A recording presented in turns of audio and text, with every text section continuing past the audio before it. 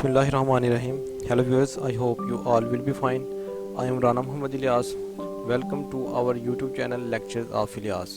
तो स्टूडेंट्स, आज हम जो मोस्ट रिपीटेड एवरीडे साइंस के MCQs हैं जो कि मुख्तलिफ कम्पिटिटिव एग्ज़ाम्स में आ चुके हैं, उनको हम डिस्कस करेंगे। आज का हमारा लेक्चर नंबर जो है वो 2 है। अगर आपने मेरा लेक्चर नंबर 1 जो है वो नहीं देखा तो मैंने उसका जो लिंक है वो डिस्क्रिप्शन में दे दिया है। आप वहाँ से जाके लिंक को फॉलो करते हुए जो मेरा प्रीवियस लेक्चर है उसको सुन सकते हैं। तो स्टूडेंट्स, इससे पहले कि हम अपना लेक्चर स्टार्ट करें, आप सब व्यूअर्स का मेरी रिक्वेस्ट है कि अगर अब आपने अभी तक मेरा यूट्यूब का चैनल सब्सक्राइब नहीं किया तो इसको सब्सक्राइब करें and press the bell button, ताकि आप मेरी हर नई आने वाली जो वीडियो है उसका नोटिफिकेशन वक्त पे हासिल कर सकें। तो स्टूडेंट्स, आज हम देखेंगे most repeated everyday science MCQs। तो स्टूडेंट्स, जो आज का हमारा लेक्चर है वो लेक्चर नंबर 2 है, यानी कि पार्ट नंबर 2 है। तो पार्ट नंबर 1 में हमने ऑलरेडी 30 MCQs डिस्कस कर लिए हैं। अब हम अपने लेक्चर की तरफ बढ़ते हैं। तो स्टूडेंट्स, जो हमारा क्वेश्चन नंबर 1 है वो है dengue fever is caused by the mosquito, यानी कि जो डेंगू फीवर है ये किस वजह से होता है। तो ऑप्शन ए है Aedes aegypti, Anopheles gambiae, option B है, और ऑप्शन सी है क्यूलेक्स पीपियंस, ऑप्शन डी है नन ऑफ दीज। तो स्टूडेंट्स, जो एडस अजिप्टाई है इसकी वजह से क्या है, हमारा जो डेंगू फीवर है वो होता है। तो option A is our correct answer. Question number 2 है who give the idea of world food programme, यानी कि वर्ल्ड फूड प्रोग्राम का आइडिया किसने दिया था। पोप फ्रांसिस ने, ऑप्शन बी ट्रेगवेलाई, ऑप्शन सी है कोफी अनान, और ऑप्शन डी है जॉर्ज MC गोवन। तो जॉर्ज MC गोवन ने वर्ल्ड फूड प्रोग्राम का आइडिया दिया था। तो हमारा जो ऑप्शन डी है ये करेक्ट आंसर है। क्वेश्चन नंबर 3 है speed of sound in air is approximately, it's mean कि जो साउंड की जो स्पीड है हवा में वो कितनी होती है। तो ऑप्शन ए है 300 मीटर पर सेकंड, ऑप्शन बी है 600 मीटर पर सेकंड, ऑप्शन सी है 1200 मीटर पर सेकंड, और ऑप्शन डी है हमारे पास 2400 मीटर पर सेकंड। तो हमारा जो करेक्ट आंसर है वो क्या है 300 मीटर पर सेकंड, यानी कि जो हवा में साउंड की कितनी स्पीड है 300 मीटर पर सेकंड। तो option A is our correct answer.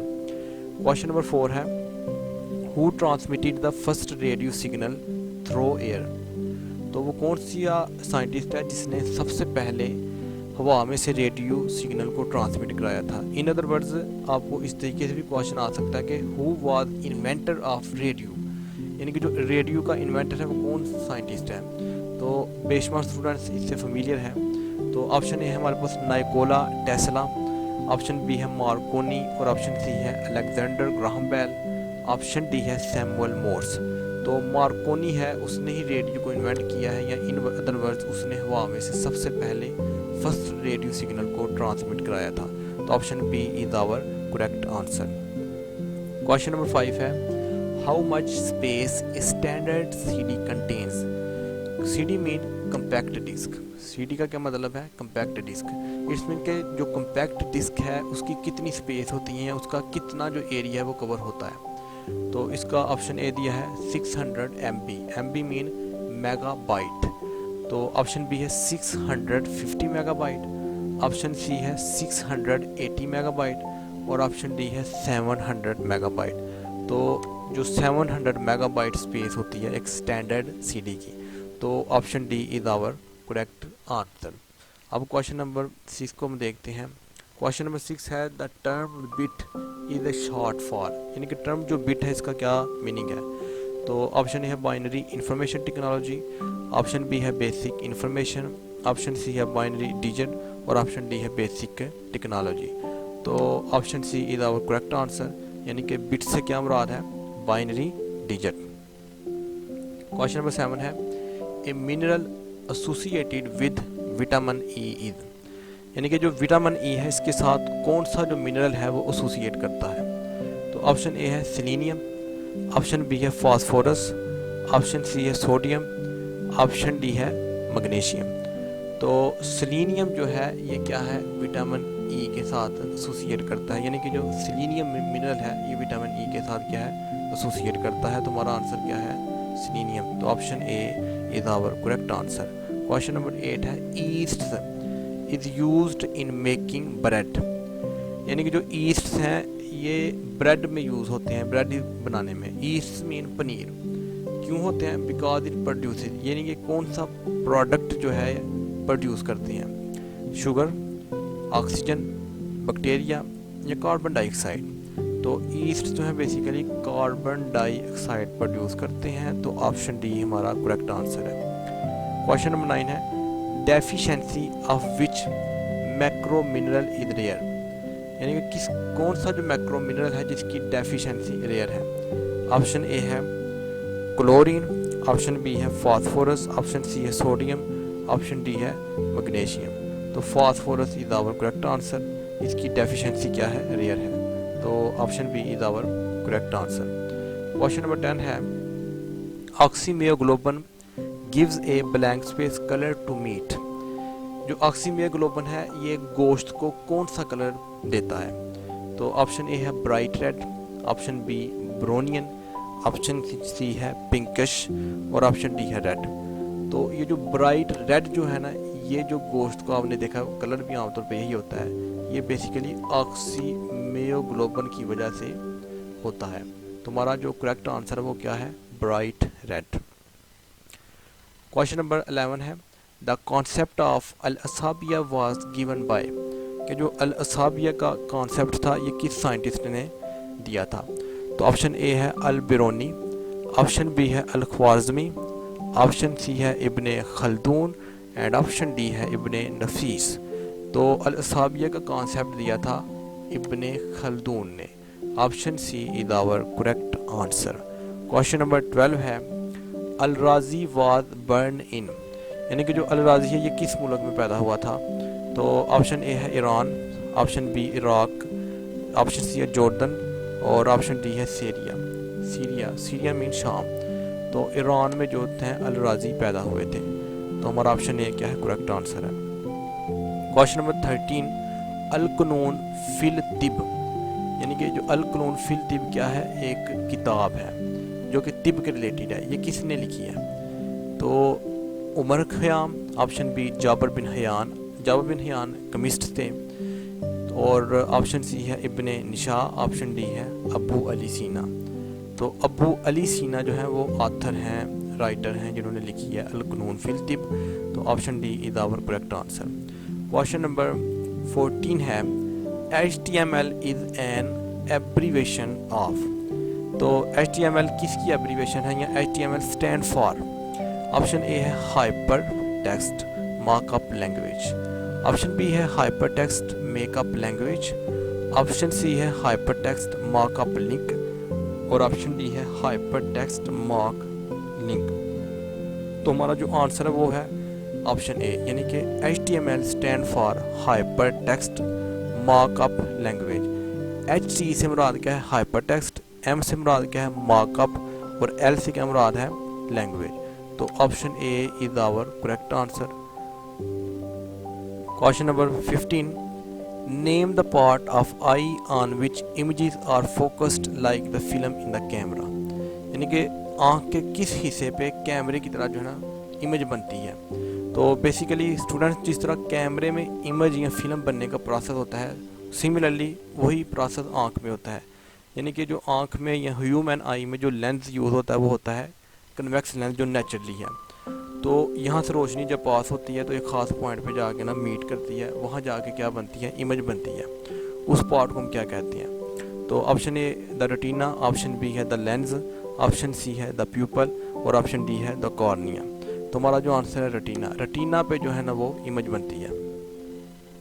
Question number 16 है on earth moving body comes to rest by itself because of, it's mean के स्टूडेंट्स जब कोई ऑब्जेक्ट अर्थ पे मूव कर रहा होता है तो आप देखें वो एक ख़ास वक्त के बाद जो है ना ख़ास पॉइंट पे जाके ख़ास प्लेस पे जाके रुक जाता है, यानी कि रेस्ट की हालत पे आ जाता है। अब यहाँ क्वेश्चन अराइज होता है वो कौन से फैक्टर्स हैं जिसकी वजह से एक मूव करता हुआ ऑब्जेक्ट जो है कुछ वक्त के बाद रुक जाता है, तो वो फोर्स जो है उसको आइडेंटिफाई करना है। तो बेसिकली उस फोर्स को हम क्या कहते हैं?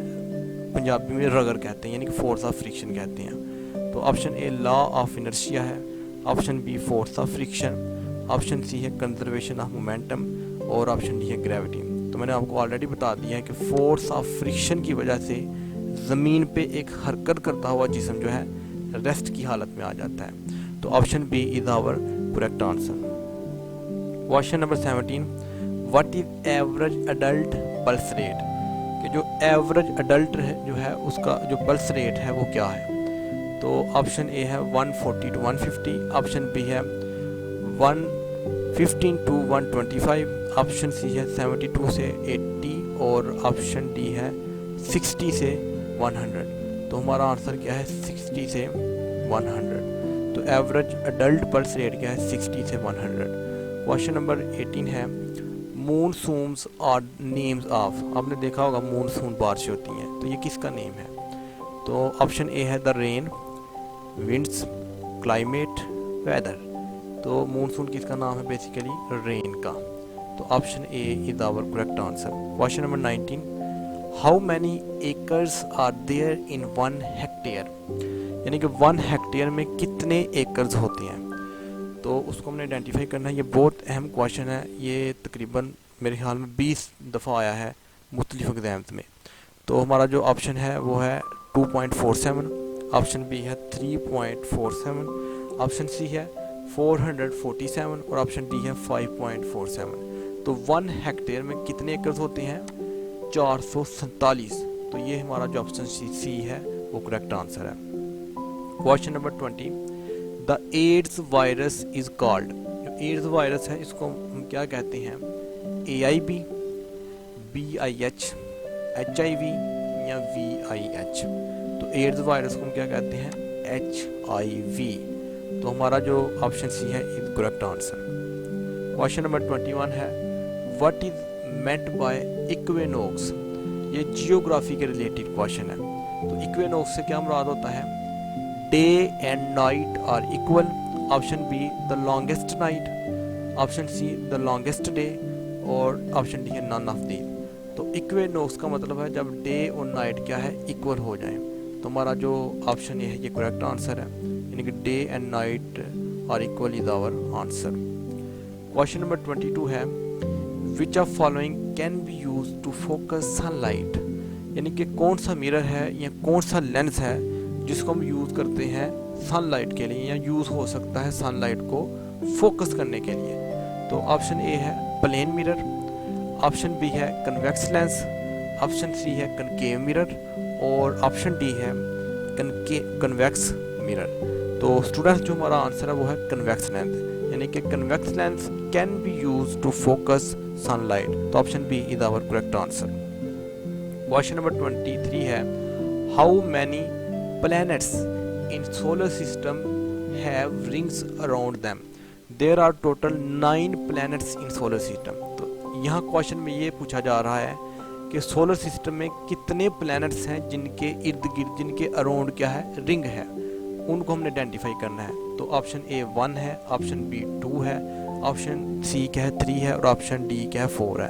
तो हमारा आंसर क्या है 4, यानी कि there are 4 planets which have rings around them। तो option D is our correct answer.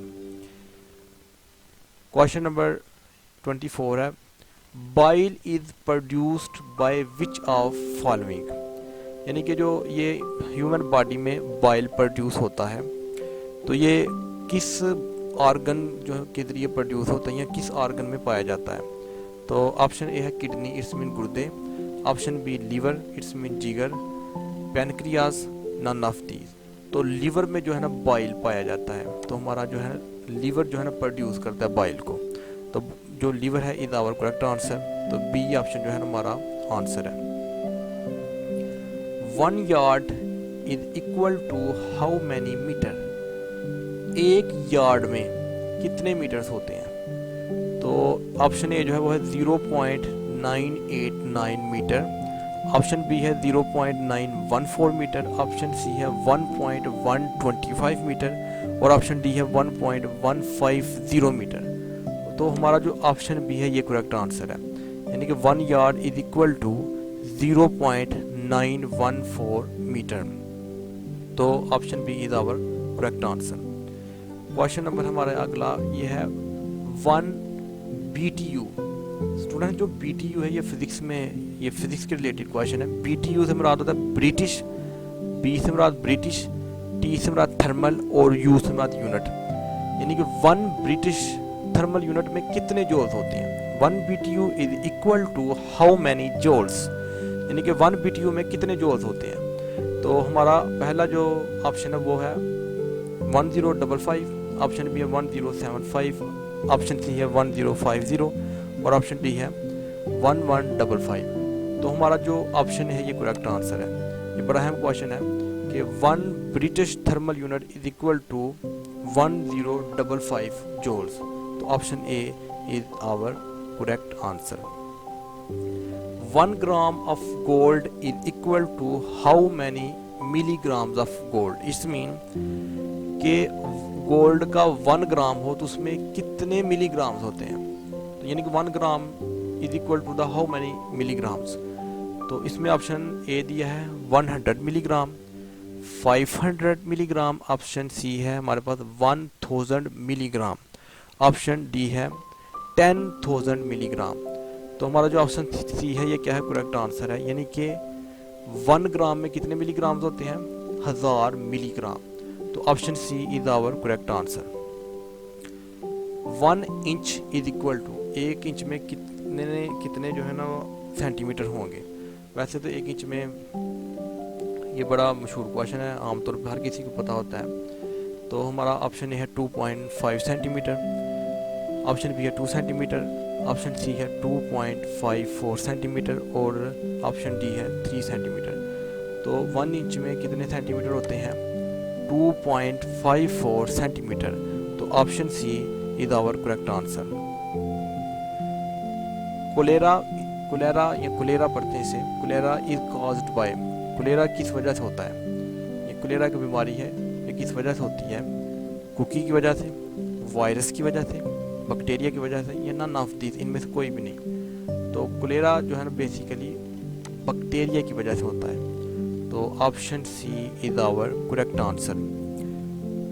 Which of following disease is not caused by virus.